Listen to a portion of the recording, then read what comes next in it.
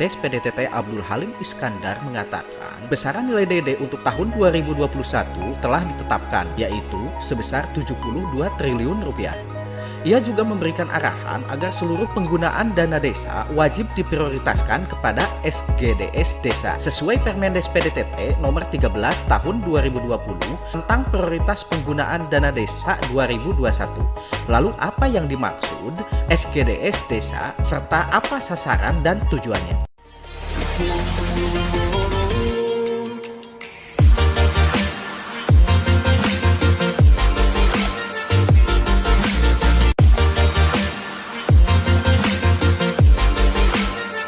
SGDS Desa merupakan rol pembangunan berkelanjutan yang akan masuk dalam program prioritas penggunaan dana desa tahun 2021. SGDS sebenarnya sudah tidak asing lagi di telinga kita. Terhitung sejak 2012, saya telah mendengar istilah ini saat diadakannya Konferensi Perserikatan Bangsa-Bangsa di Rio de Janeiro, menggantikan program NDGs atau Millennium Development Goal yang sebelumnya telah disusun di tahun 2020. Ada sejumlah isu universal yang diangkat MDGs sebelum akhirnya resmi digantikan menjadi SGDS. Isu itu antara lain seputar penanggulangan kelaparan yang ekstrim, mencegah penyakit mematikan, dan memperluas pendidikan bagi anak di atas prioritas pembangunan lainnya. Sejak 15 tahun, mengutip UNDP.org, MDGs telah mendorong kemajuan di beberapa bidang penting. Mengurangi kemiskinan, menyediakan akses air dan sanitasi, menurunkan angka kematian anak, dan meningkatkan kesehatan ibu secara drastis.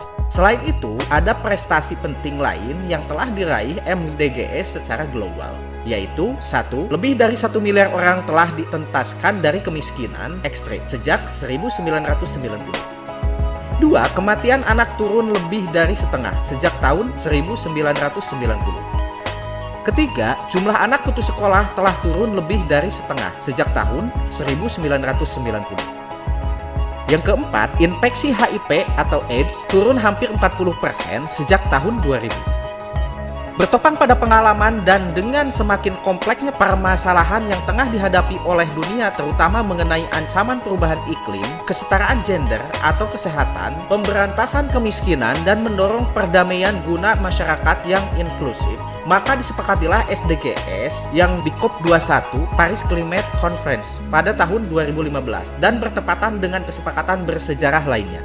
Baru setelahnya, di tahun 2017, dengan lahirnya Peraturan Presiden Nomor 59 Tahun 2017 tentang pelaksanaan pencapaian Tujuan Pembangunan Nasional Berkelanjutan atau SDGs Nasional.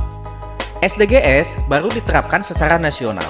Artinya, jika Menteri Desa Pembangunan Daerah Tertinggal dan Transmigrasi, Abdul Halim Iskandar ingin merumuskan dan memasukkannya ke dalam Permen Desa yang mengatur prioritas penggunaan dana desa 2021, maka role model pembangunan berkelanjutan ini baru kali pertama diterapkan di desa, bahkan dunia.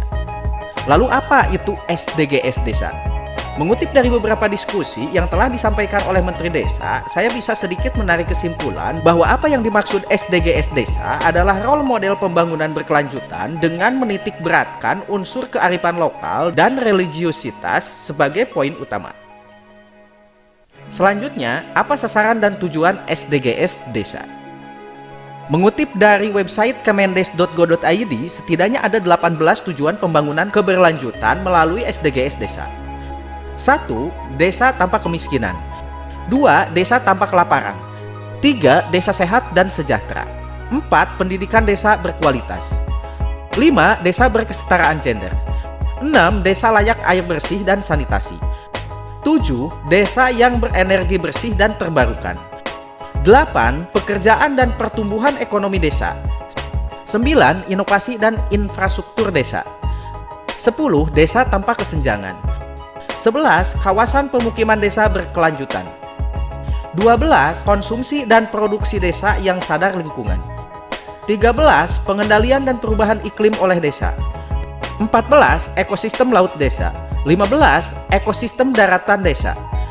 16. Desa damai dan berkeadilan. 17. Kemitraan untuk pembangunan desa. 18. Kelembagaan desa dinamis dan budaya desa adaptif. Namun, bila merujuk pada website undp.org, setidaknya ada 17 sasaran yang perlu dicapai dari program SDGs. 1. Mengakhiri kemiskinan dalam segala bentuk dimanapun.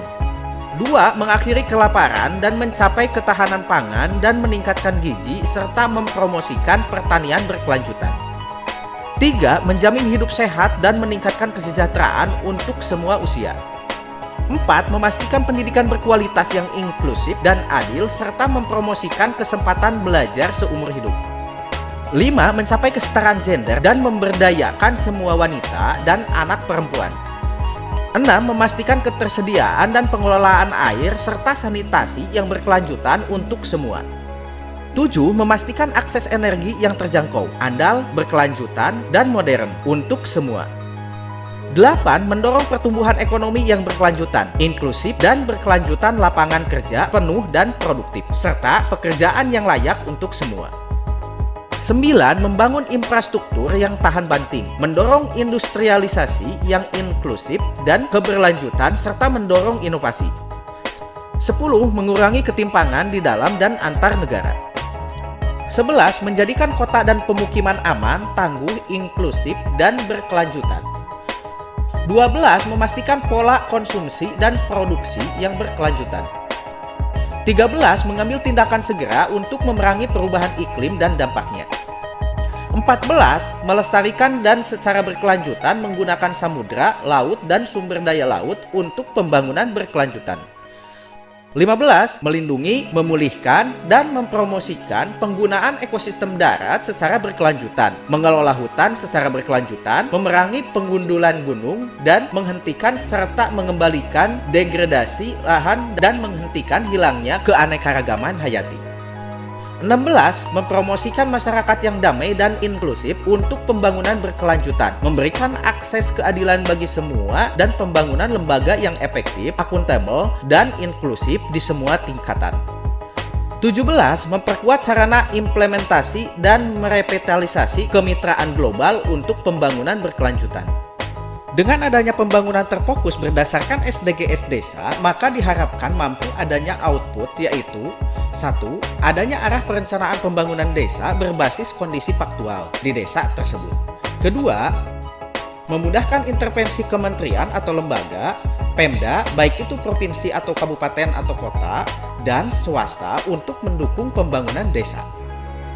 Oke Sobat Desa semua, itu saja yang bisa kami sampaikan. Bila terdapat kesalahan atau kekurangan dalam penyampaiannya, mohon tulis di kolom komentar ya.